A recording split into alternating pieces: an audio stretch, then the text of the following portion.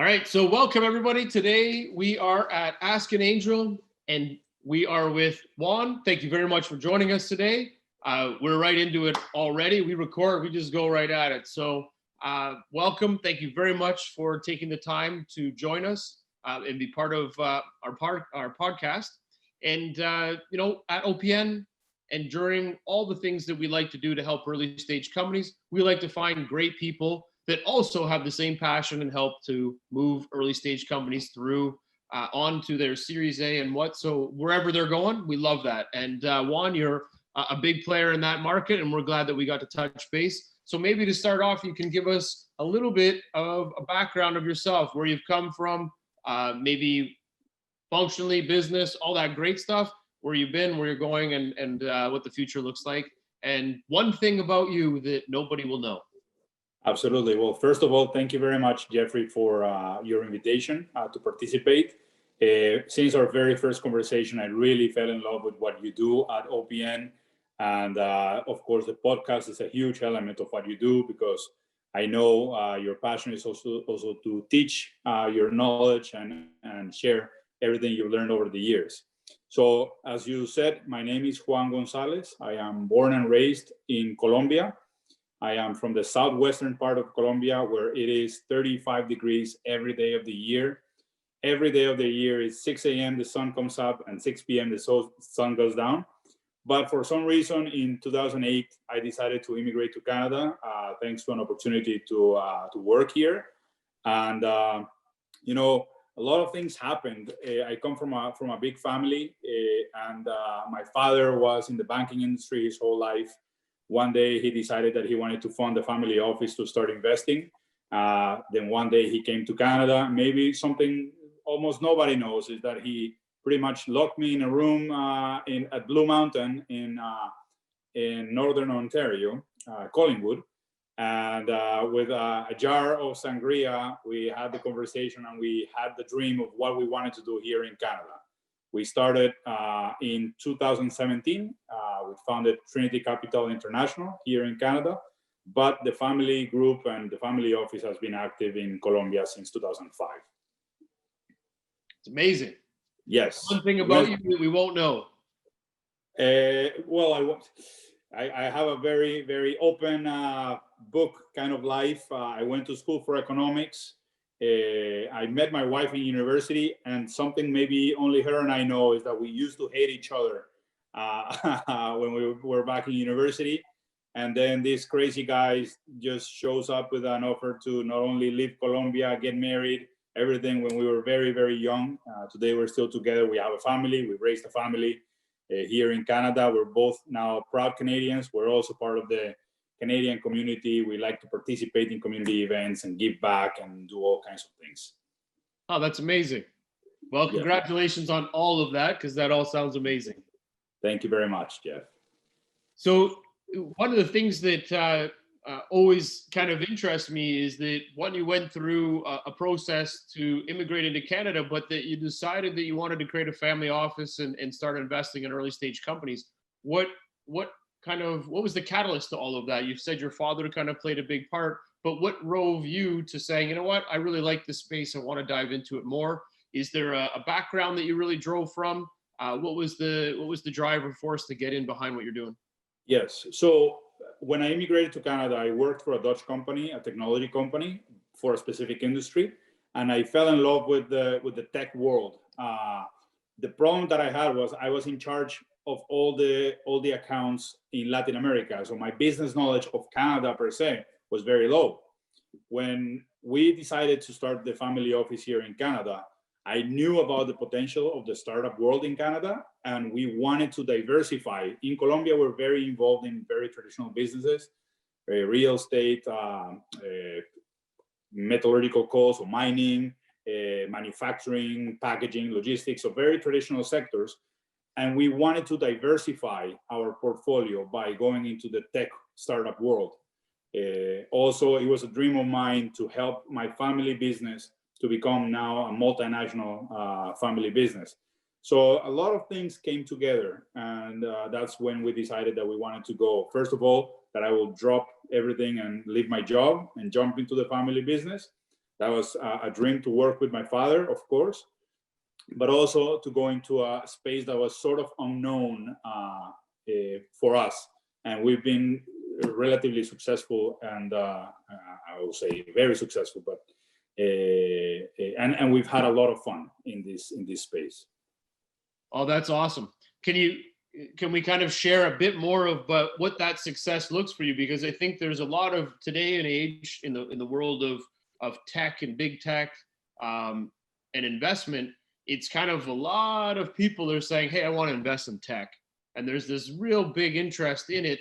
And I don't think people really understand the risk side of it and what it takes to be being able to invest in early stage companies, but also what the legwork is and what you need to do to get in front of deal flow. So there's a lot of components that get built into that. Maybe you can share a little bit about how you started and where you've kind of moved your way through to today.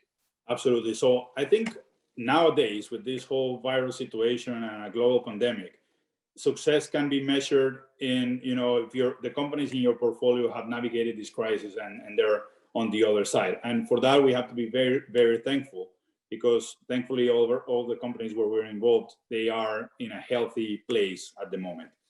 It takes a lot of work to find good deals. Everybody at some point in their life has a really good idea.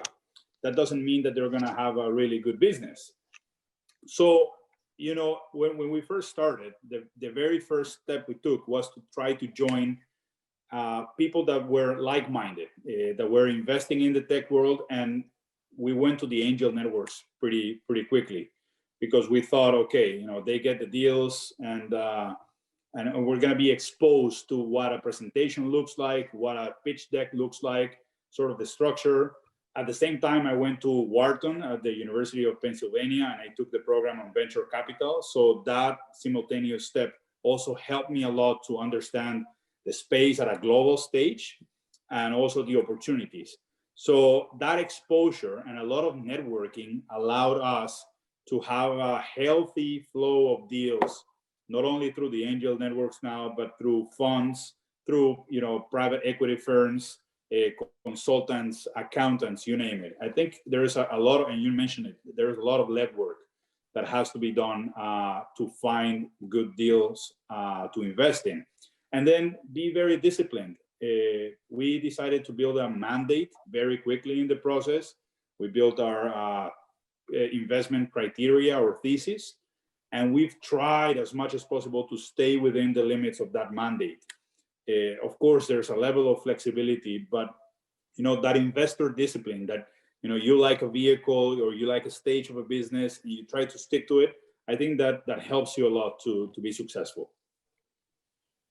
And I can totally 100% see and hear where you're coming from, and I love it. I like what you've done is that you've taken a really good programmatic approach to it. It's that you just didn't come in and say, hey, everybody, I'm an investor, here's my money. You took a learning curve to it. So you went through and learned and took a course on it, a program, if you will, to learn. And that program is very highly sought after, because it does everything from the financial side, the breakdown, how to invest, everything. I've read up on it many times, of looking at just doing it just so I could meet other people in the space that were interested. I have a colleague that went through for the same thing, because there's a couple of programs. There's one in San Francisco. There's a couple of ones that are really well sought after, I guess. And I have considered it, but timing, I have not been able to get there. But I still love what you've done there. And then you joined all these different angel groups. So you started to figure out what is the deal flow they're getting, and what can I jump into, and does that bring enough value to me?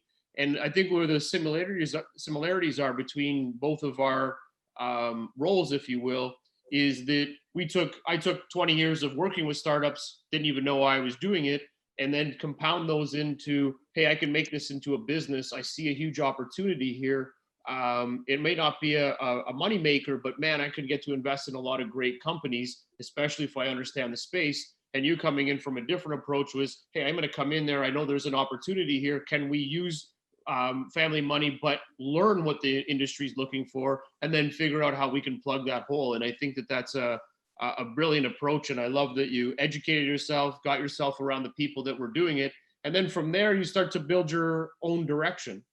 Yes. And where do we really want to go? What have we learned? What do we see that failed? What do we see that's going to work better? But it's a long-term plan.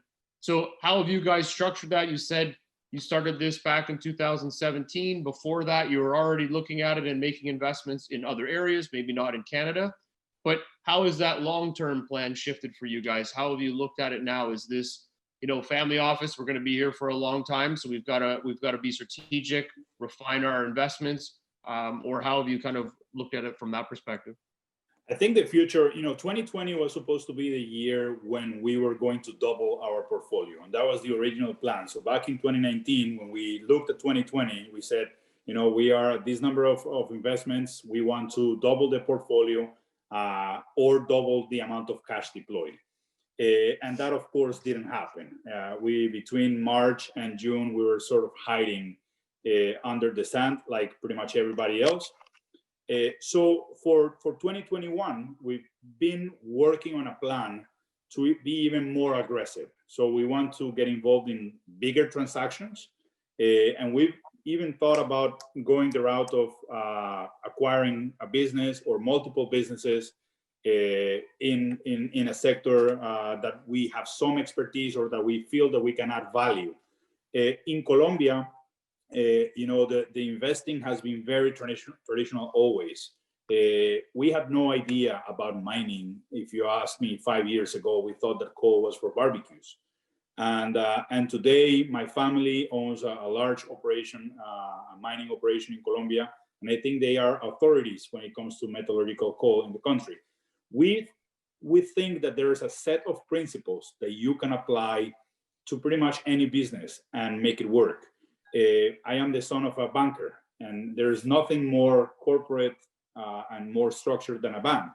So we operate like pretty much any business is sort of a bank in terms of governance, reporting, transparency, responsibility, avoiding silo companies, applying new technologies, et cetera, et cetera.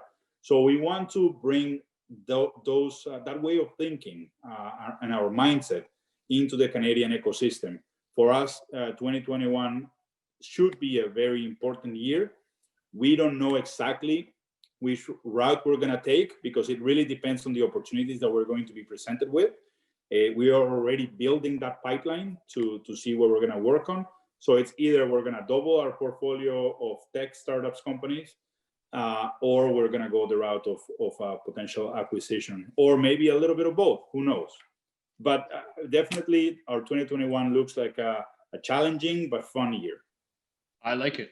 So in that process that you guys are building out your plans and directions and where you want to go, and going either M&A or going to keep investing in the tech startup side of things, is there a mandate around the things that you're looking for? Are you dive into and say, you know what, if we're going to acquire a company, you mentioned it before, it's got to fit in your background. If you're going to invest in a company, is there a certain structure? You said you have a box that you kind of stay in. So is that fintech? What's the areas that you really try to hone in on? And again, does it follow back onto your back experience? Coincidentally, we've been investing more and more in the fintech space, not for any particular reason, more than just that the opportunities that came to us in those spaces were attractive enough. That, fintech, and also health technology. Now, we're not close to any space. There are a number of spaces where we think we cannot add as much value. If you think about, for example, the restaurant industry or food service, maybe hospitality, those are not spaces where we have a lot of expertise. But everything else, we're extremely open. For an M&A play, what we do know is we don't want to turn around. We don't want to have a business that is in financial distress or going down and we have to save the business. We would rather use in our favor a situation that is happening currently, not only in Ontario, but in Canada in general.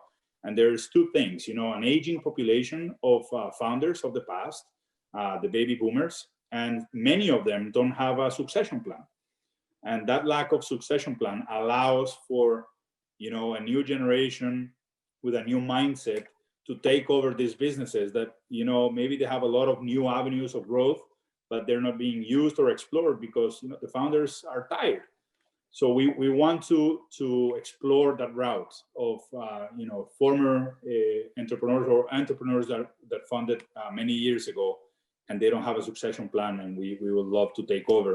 And then through multiple acquisitions, we can even grow inorganically by just merging and growing companies with similarities in terms of target market, etc. That's great. And M&A works in different styles, but I love the idea of going after businesses that are mature, have great cash flow. You can look at them having $1 million, $2 million EBITDA, and utilizing that as your investment strategy. You're going to go in, you're going to clean it up a little bit, make some changes, find some unrealized revenue, cut some cost, and then help them grow, merge some other companies in, and now you've got a bigger, larger entity, and hopefully there's some tech there, or you merge tech into the business to help them sort things out as well. Absolutely. I think the Canadian landscape allows for many opportunities to be presented to us in both fronts, both the startup and both the mature companies. We're trying to work strategically with a number of people to try to navigate that search, because in the end, it's going to be a key decision when we say, okay, you bet on this horse, you're committed and you have to make it work. Maybe sometimes the horse is not as good as you thought, and you have to still work and rely and believe in that horse. So we are trying to be very strategic in terms of what we look at, and at the same time be very optimistic and show these entrepreneurs that we are not trying to take their business from them, but actually to help them grow and continue their legacy. In the end, it's their baby, right? And I think there's a lot of sentimental value to the founders. When they give it away, they think that they're just giving a child, and that's not the case. The way we operate as a family, we try to maintain, everything, the structure, the name, and the values, and build on top of what is already being built. It's interesting because when you talk about the believe in the horse, I like that concept, because at the end of the day, you're betting on the race, you're betting on the horse that's going to come in and finish.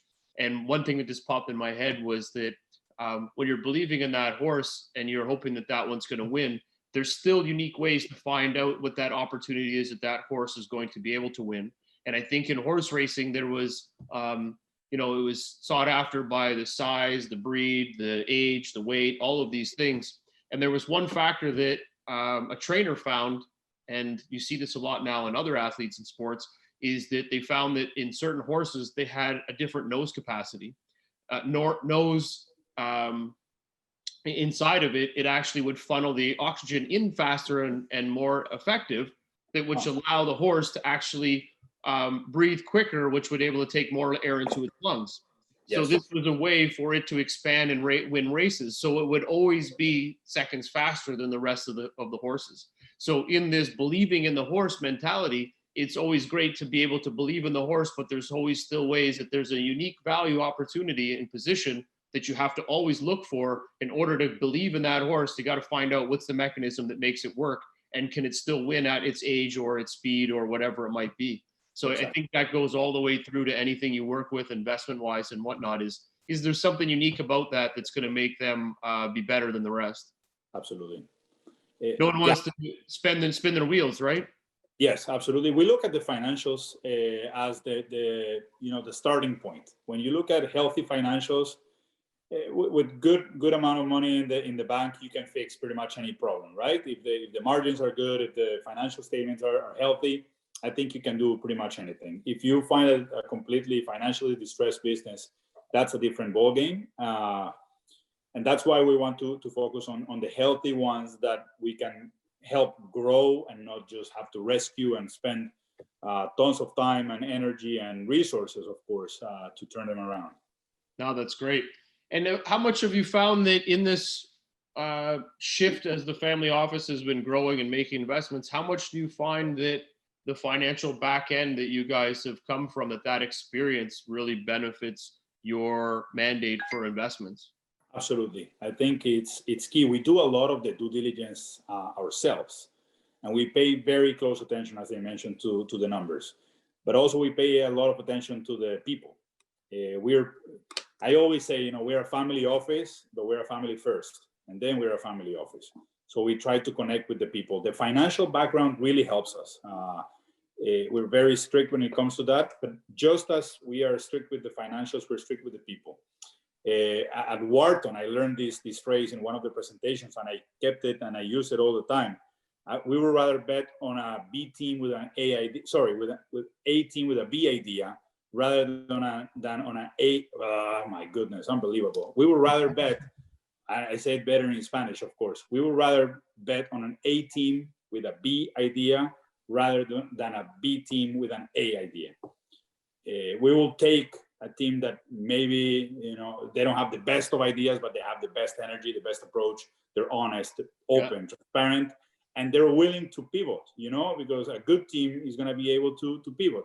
So we would rather bet on that A team with a B idea rather than finding a B team with the best of ideas, because that B team might not perform, and that great idea, that A idea, can go to waste. So, I love it. Yeah, no, that's fantastic. Explain some things in English, but this one got me. No, man, that's good. I'm going to quote that. That's brilliant, because at the end of the day, you're right. It comes down to the team, and a team, once they're cohesive and understand things, they're going to fix it. And they're going to, if they've got a B product, they're going to make an A product because they're an A team. If you have an A product and a B team, they might not solve problems as quick. They may not understand things. They might not take information in. And a team is highly impactful in the business. And you know what? I think a lot of people talk about it, but really at the end of the day, that is where a lot of these Silicon Valley investments and everybody else, the way they invest is they're investing in the people. And that's why the valuations are so high. That's why there's so much dollars flowing in, because they're stealing all the right people to make that business work. And they're using brain power as the driver. And if you don't have that, that's where you start to suffer. Absolutely. And a good founder has to be aware that the product, the way they see it today, they're going to have 2 or 3 major changes to the product or the service that they're offering. And a B team is not going to be able to detect that, or if they do, they don't do it in time. I think also a founder that is humble enough to change, their dream product to make it fit into the market, that's also a key element. So yeah, the team is just as important as the financials. And in that same context, how much do you see culture? How much does that really help? And if you got an A culture, is that what's going to drive an A team is going to drive the A culture, or how do you see that? I think everything is very connected. I think a good CEO shouldn't be running the business all the time. I think a good CEO is also creating the culture of the business. And that's very important, to have everybody pointing in the same direction. There's going to be disagreements. Sometimes everybody has to wear a different hat on a daily basis, but to stay focused and to continue to build a team for success. Many CEOs, or founders, they try to keep information for themselves, because, what if I tell them everything and they leave? What if you don't tell them everything and they stay? So if they're humble enough and driven enough, and they know that the business is going to work, they're going to create a team to succeed. And it becomes a good thing for you to early on and love to get your thoughts on this, to share information readily with your team. And how much information do you think you should share? Because do they take ownership? Do they drive it better? So what is that guard, if you will? What things are you putting up that say, this is only for investors, or is it open up everything? And at the Open People Network, we try to get that openness as much as we can. I think Absolutely. I looked at it and took all of the things that I was not so efficient at and said, look, I got to do the reverse of me. Let's build something that gets everybody else to do the opposite of how I would look at something, and say that if I'm not going to share a lot of information, but I got to get other people to do it because I know how impactful that is. And, we push that. And I think that openness really does help build cohesiveness. And are you feeling and finding the same thing? Absolutely. I think when you're creating a team, and especially when you're leading a team, there has to be that element of trust. I can't work with someone that I don't trust, especially in an early stage company where everything is new. We have to wear many hats on a daily basis. There's got to be that element of trust. And if you don't trust your employees, that in the end, they're not even your employees, they're your partners. They're there, right there, sweating with you, rolling their sleeves up and getting their hands dirty. You have to trust them. And I think sharing, I'm not saying, make it super public, but if you're going to hire someone to be your CFO and you're not going to share information with them, what's the purpose? Just be the CFO yourself and share the information with yourself. If you're not open, I totally connect with what you say. There has to be that openness to make a business successful. Agreed. I like that. And because Juan, you're like the first family office that we've had the opportunity to bring on our podcast today. We've done a couple of VCs, but mostly it's just specifically angel investors.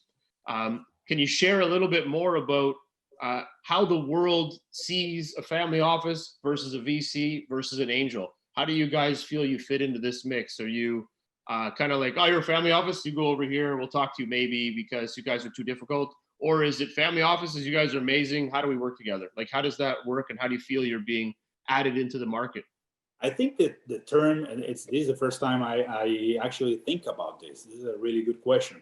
I think the term family office per se, I think generates a certain level of respect because, it has the word family in it. And I think the family component, it puts you in a good place. Maybe not at the VC place, because when you're venture capital, but I think it puts you in a good spot.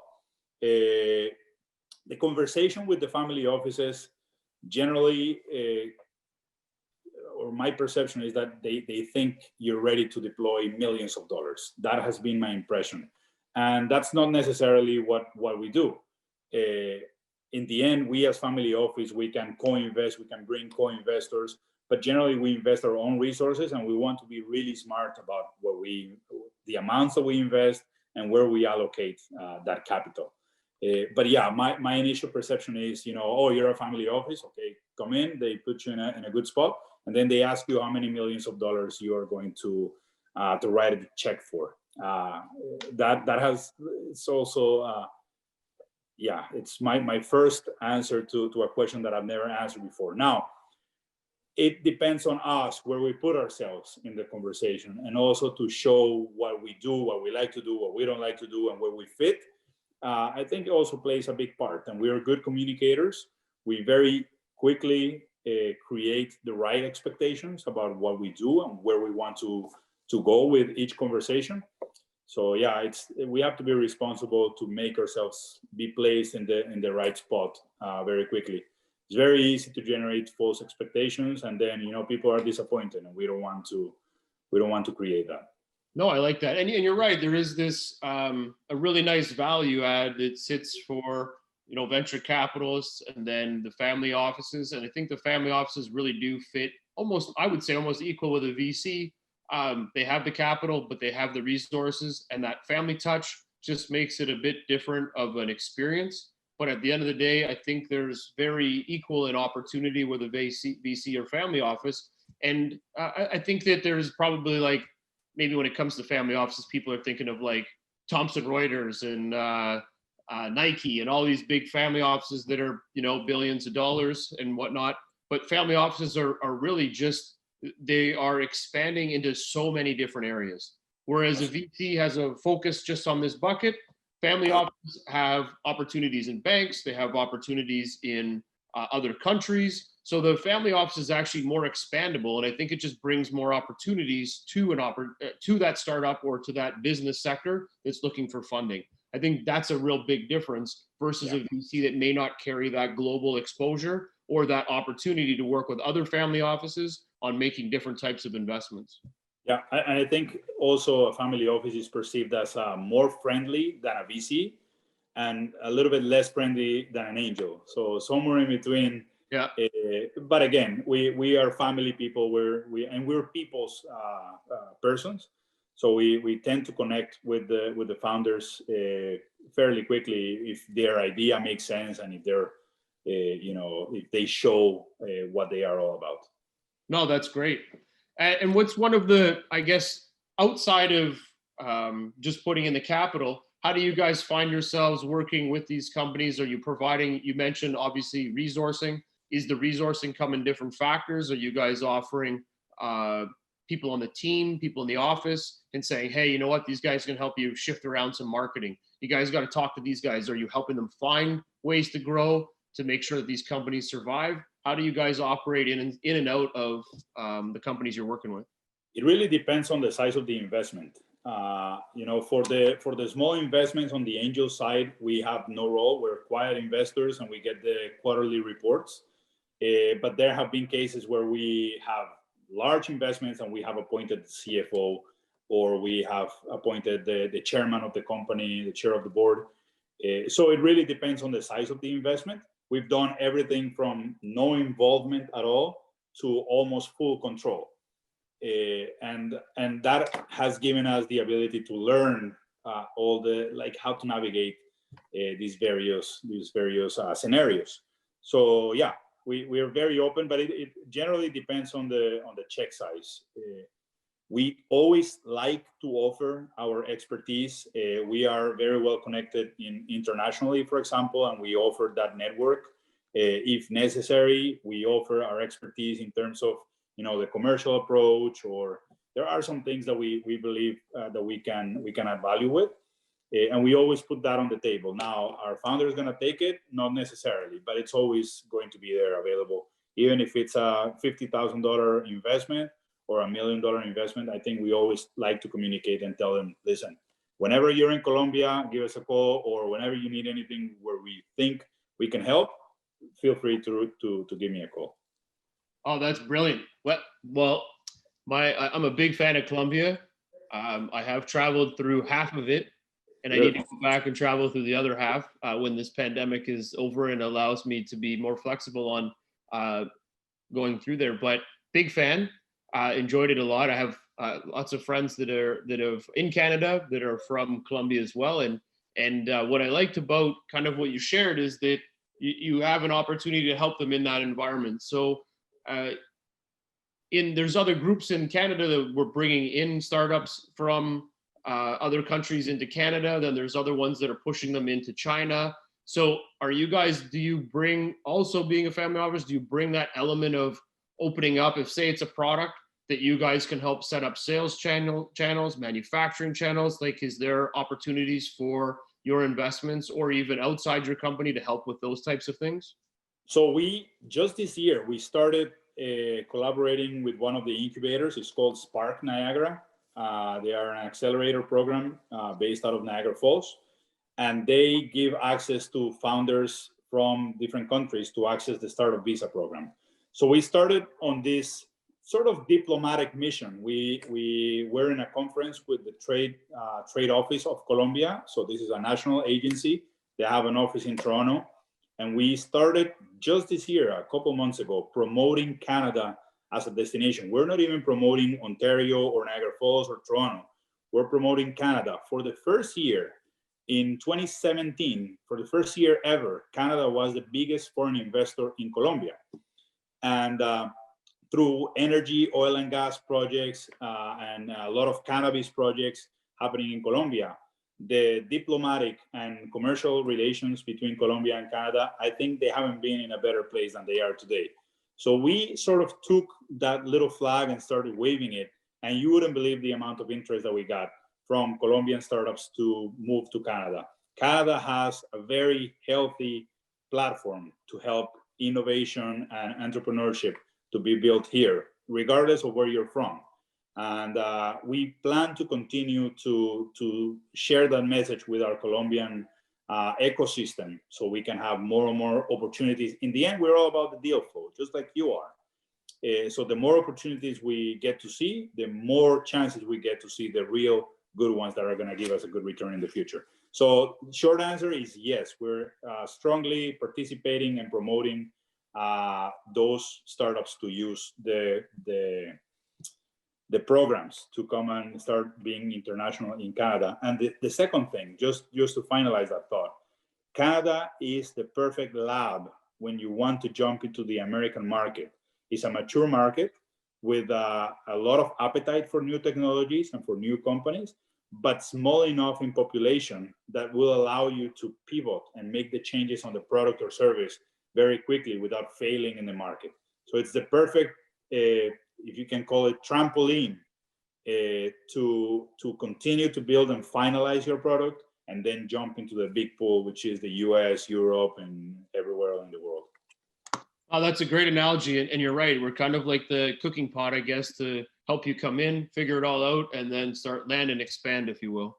Absolutely. Absolutely. With the added value that Canada, has so many friendly immigration programs and visas and all kinds of things that help people immigrate relatively easy. Well, that's great. Yeah, the only thing I remember is that when I was in Colombia, I think it was 2 years ago or 3 years ago, they had to go into Colombia, the Canadians had to pay I don't know, $100 or something like that for the visa. Not anymore. Not anymore. So our former ambassador to Colombia, Federico Hoyos, very nice guy. I got to meet him personally. He got rid of that fee, and it was like a reciprocal fee. Whatever Canadians charge to Colombians for a visa, you have to pay right at the airport before you can enter the country. That has been eliminated completely. So even more incentives to continue to travel to Colombia. Yes. Good. That's good. Yeah, it makes a big difference, right? I think at the time I was coming from Panama, and I was out by San Blas. I was going to take a boat in backpacking, and I ended up taking a small army base plane into Colombia because they didn't have any other way for me to get across. And so I did that. It was actually pretty cool. And then, I remember sitting at the border and they're like, this is $100. I'm like, what? What for? Yeah. I'm like, I thought we love Colombians. Canadians are friendly. What the hell? And they were like, well, it's not us. It's this thing. And we had a great chat. It was quite funny. And then I made my way through, but that's awesome. I'm glad they got rid of that. Because then you barrier. Next time you go to Colombia, we can go together and we can explore different parts that you haven't seen. It's a beautiful country, full of challenges, but we have improved a lot as a country. And I think, it's not what they show in Netflix and whatever. It's a different reality, what you live when you go there, especially because of the people. People in Colombia are really amazing. That's why we get along so well with Canadians, because Canadians are just as nice. So we have a lot of things in common. No, for sure. I was a big fan climbing through the mountains. I was in doing some deep sea, or not deep sea, but cave diving, cave climbing. There's so much ecosystems there that are amazing, natural ecosystems. Big fan. Huge. Thumbs up everywhere. Colombia rocks, and I can't wait to do their other part. And we will have to meet up and do that because I think that would be pretty cool. So absolutely, lots to see there, and a lot of amazing people too. Very helpful. Even when my Spanish is half in, half out. I'm terrible at speaking, but I understand a lot of it. People would go the extra length just to help me out, just so that I got where I needed to be. So no, in fact, they will help you even more than you need. They will do everything in their power to make you feel welcome. Because we Colombians, we struggled with the stigma for many, many years. And when people really take the time and the courage to come to our country, and they find out that it's not what they thought it was, for us, we even have to show them even more, convince them that they not only made a good decision by coming, but they should stay and plan vacations in the future. So yeah, Colombian people are absolutely amazing for that. And yeah, we're a country with lots of challenges, but also lots of beautiful things to see. Agreed. Every country has its challenges, right? That's what makes us all great. If everything was easy, we'd be bored, I guess. Absolutely. Well, that's been great, Juan. I think you took us through a great little piece of what a family office is really about and how you guys operate. And I really enjoyed that flow, and I got some great quotes from you. And I think that there's a lot of great components that you guys are bringing into the ecosystem. I love that you're bringing in and you're pushing Colombia to come in here as well. I think there's some great synergies. We actually had at our last Skip the Line event, we did have a company that Canadian, but came in on visa program, and they were awesome. So love it. I think there's a lot of big opportunities there. So now I think just based on timing, I think you and I could talk for hours or maybe days on all of this, which is very exciting. We're going to jump into the rapid fire questions, and then we got a couple of other kind of questions that we'll ask, but we'll jump right into that if that's cool. Excellent. All right. What's your favorite part of investing? Finding new technologies, new trends, cool stuff that I didn't even know existed. I like that. I can get behind that for sure. How many companies do you invest in per year? We try to do 8 to 10, so once a month. Perfect. You mentioned some verticals, but is there anything outside of like the two that you mentioned, health tech and fintech, anything else that you'd be willing to explore? Everything data, I think consumer insights, everything regarding the marketplace, whatever it is, online shopping, everything in those spaces we like. Okay. Any due diligence requirements that you look for? Have the financials ready. Don't talk about the global market, talk about the market you're going to achieve. Sometimes the founders say, you know, we are attacking a market of $17,000 trillion, and that's not the case. Be realistic with the expectations, especially about the total addressable market. Okay. What's your timeline for investment, like from the first meeting to the last meeting? We tend to move relatively quicker because we do a lot of the work ourselves. I'm going to say less than a month. Okay. Outside of DD, you mentioned you're all about the team. Is there anything else that you really focus in on when you're looking at companies to make an investment? The idea has to be interesting for us. You know, we have to find that spark. There's got to be something that we find interesting about the idea. Is this a product that I will use myself, or that I will have my kids use, or something like that? Has to be interesting at a personal level. Okay. Do you guys like to lead rounds? We have led rounds in the past. It's not the easiest job. It's like herding bunnies or whatever, but we've done it. We prefer to take the backseat, but with an active role. Okay. Yeah, I agree with you, man. It's Herding cats and bunnies, everybody, it takes forever. too much.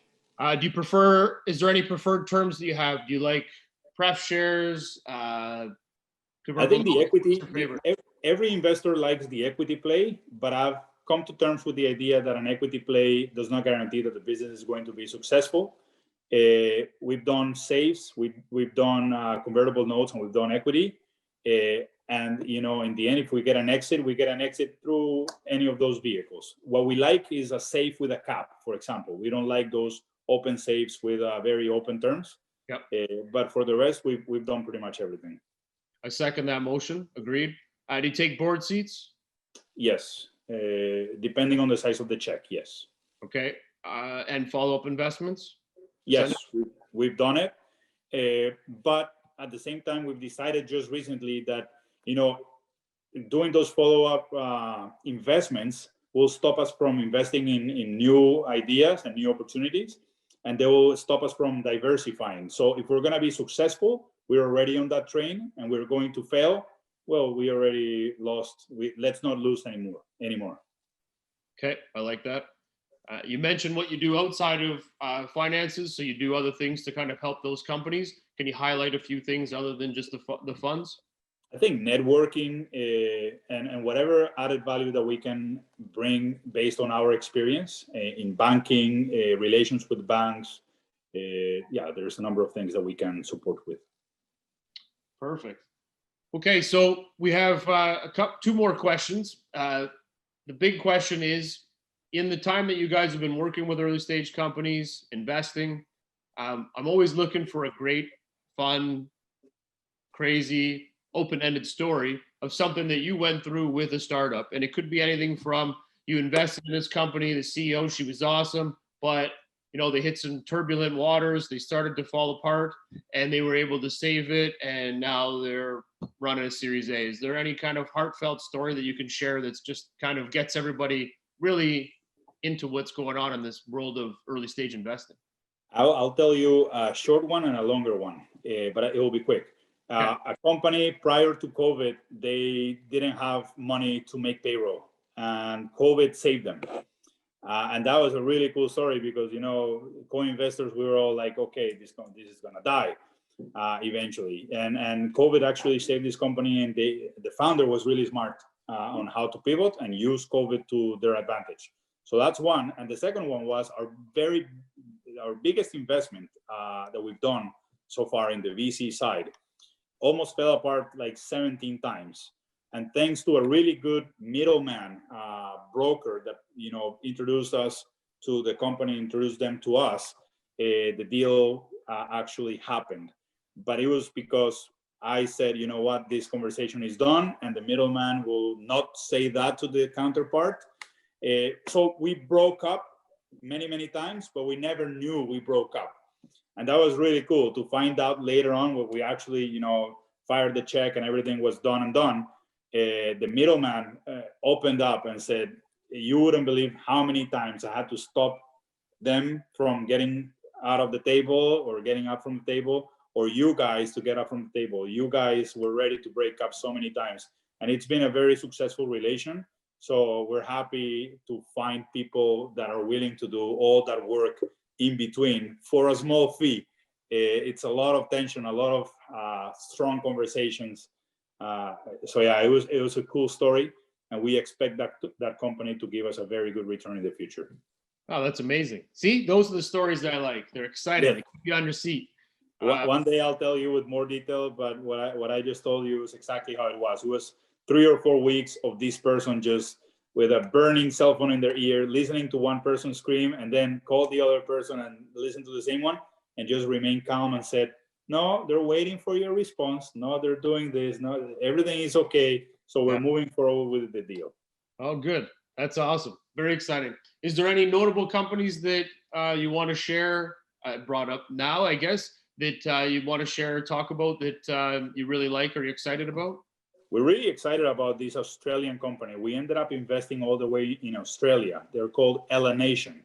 And Nation has created an app that allows kids, especially now with COVID, to remain active through professional athletes teaching them skills in various sports. I think it's over 30 sports, while they're wearing a wearable that is also sold by this company.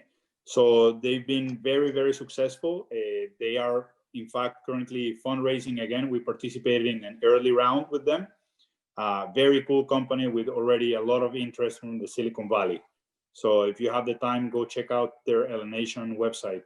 I will. It's a very cool company with a really good mission, great founders. It's two Australian women, very cool product. So it's great. I would love to highlight that company, definitely. Okay, done. For some reason I remember seeing something or hearing something, but there's been a cool bunch of companies I've seen come out of Australia, so that's pretty cool. Again, another excellent lab to test out a product, small in population, but good mature market with appetite for technologies. I love it. Okay, so the next one, we're kind of shifting into this more personal side of things so that people can connect more. And you shared a little bit about something that people wouldn't know about yourself, and lots of stuff, like you said, open-ended. So the first question is, what is your favorite sports team? Soccer is my sport, and Real Madrid is my team for life. And my son is even crazier about soccer and even crazier about Real Madrid. Really? Yes. Well, they are a pretty good team. Please don't tell me that you're a Barcelona fan, because then we have to delete the whole recording. Well, it is kind of funny, but I am more of a Barcelona fan than I am a Real Madrid fan. Okay. But it's not because I don't like Real Madrid. I like a good match, and I like it to be not even, but even enough where you've got some two great teams battling it out. And at the point of watching it, I don't care who wins it anymore. After watching it, I just want to see an amazing soccer match. Yeah. And my favorite team, if you will, on the English Premier is I'm an Arsenal fan. So, okay. And I've actually been, when I travel and I've been all over the world, I will always try and find a soccer match. So I've watched division, like, I don't even know, D, but I've watched soccer matches in Israel, to Chile, to everywhere. Anywhere I go, I try to watch a match. So I tried to watch one. I guess the most fascinating one was I tried to watch a match, and it only now makes complete context for this story, is that when I was in Egypt, I went to watch a match, and now the names are going to totally elude me. I can remember their jerseys and everything, but the names, just because they're not as popular, if you will. But I did watch matches all the way through up to get to there. But in Egypt, in Cairo, their league, professional league, it's had some problems in the past. Okay. So the top two teams were playing, and I kept asking people, how do I see this game? I want to go watch the match, etc. And people were telling me, you're not allowed to see this match. You can't go. And I was like, well, why can't I? It's a soccer match. They're like, no. And I had seen before through other showings where I watched it, and there was never fans in the stands. And I never understood. I just thought, maybe people didn't care, or they didn't want to be there, or the tickets were too expensive. Yeah. So I pursued this and pursued it. Finally, I decided just to go. I show up at the game, and there's armed security all the way around the entire perimeter of the sports match. So I go up and I talk to somebody, and I said, hey, can I come to this game? And they pull out this list. What's your name? You're not on here. Another guy comes up, and I'm like, no, I am. I'm right there. They're like, oh, okay. And the other guy's like, all right, man, we can't let you in. You're not allowed to have anybody in the game. So I said, well, why not? I'm a foreigner. Why do you want to watch a game? I'm like, well, because it's soccer, man. It's awesome. I travel all the way here. I want to see them play. So eventually we decide we can't get me in. Then I try and find another person on a horse. They try to get me in, but they still can't. So I end up walking back, watching the game on TV. It was televised. And what I found out after was that because of what happened 6 years ago, they blocked anybody from going to the matches because someone tried to bomb one of the games or there was an explosion, and they decided they just wouldn't let anybody else in. So since then, they've never let anybody in, which is exactly how COVID is now played out across the world in all matches. Yeah, but that was the last 6 years ago. Yeah, so that was the last time I tried to get into a soccer match, which happened to be in January, and just as COVID was hitting. And now, ever since then, these guys have been doing the right thing. No one else is going to see a game, and it's been structured the same way. Yeah, absolutely. You should go and check out a game in Colombia. In Colombia and in South America, soccer is live. Yeah. And so it's fun to watch. I tend to like the European soccer a little bit more than the South American one. It's more competitive and a little bit tougher. I like the English Premier League a lot. Yeah. And we were able to go and have my son make his dream come true to go to Santiago Bernabeu back in May of last year and watch a game and watch them win, and it was very cool. Oh, that's amazing. Yes. Yeah, big fan. I couldn't get into a game when I was in Colombia. They didn't have any playing when I was during the cities I was in. Yeah. One I missed by a day, which really sucked. So, but either way, big fan. So big fan. Kudos to that. All right, your favorite movie and what character would represent you? Oh my goodness, my favorite movie. I love Catch Me If You Can. Leonardo DiCaprio, but I'm not the thief, so I might be the cop chasing and being resilient until he caught the guy. But yeah, I remember that movie and I love it. Oh, that's awesome. That's a good choice. I like that. I got to write that down. Maybe this is every time I ask this question, maybe I'm just trying to find what people like so that I can go watch those movies. I'm just looking for a better way of indexing. It's a good movie. It's old, but I like it. It's always stayed with me. It's good. No, I've seen it, but a long time ago. And Caprio's pretty good. So, well, I thank you very much for that, Juan. Fantastic. The conversation went in a few directions, but I think at the end, family offices are really cool. I'm glad that I got to dive in, and especially with you to learn a little bit more about it and share that with our audience. I think the way we like to end off all of our talks is that we want to give you the last word. So if you could share any feedback, any thoughts around which to startups or to investors, any recommendations, any information, and then how people can get a hold of you. Absolutely. I want to thank you again for the invitation, Jeff. And I think the last word is an important one. We, as the private sector, we have a big responsibility based on the situation that we're going through. And the future looks very dark for a lot of people. And I think our responsibility is not only to make money for ourselves, for our investors, and to go and spend it, but we also have a social responsibility to help others. And we, as the private sector, should get together and be responsible and help out these businesses that are going to be struggling in the future. Canada has that particularly. You come together as a country and you like to help. So yeah, I want to close this talk with that message. And if you want to learn more about Trinity Capital, you can go on our website. It's www.trinitydurham.ca. trinitydurham.ca. I love it. Well, Juan, again, as I've said many times, you're awesome. Thank you very much. I took lots of notes. I'm old Awesome. school, but big fan. Thank you very much for sharing everything. And we'll keep you posted when we're ready to launch. And thank you again. Thank you, Jeff. Okay, that was awesome. Our first family office. Can't go wrong. I thought there was a lot of great insights, lots of great information that was in there. I love the idea that he's doing some M&A work and maybe going into success planning and figuring out if that's going to work. A lot of stuff from Colombia coming into Canada. Man, these guys are workhorses. Great family office. You know, they're big fans of the early stage companies, and I think that really showed. And how to start and how to dive in. A lot about the teamwork. You know, having a great team, an A team with a B product. That's all they can ask for because they know that team is going to turn that product into an A product. So I think that was kind of the biggest thing that I took out of that. And of course, it was great to learn more about Juan and the family office. So thanks for listening, and lots more great people to come.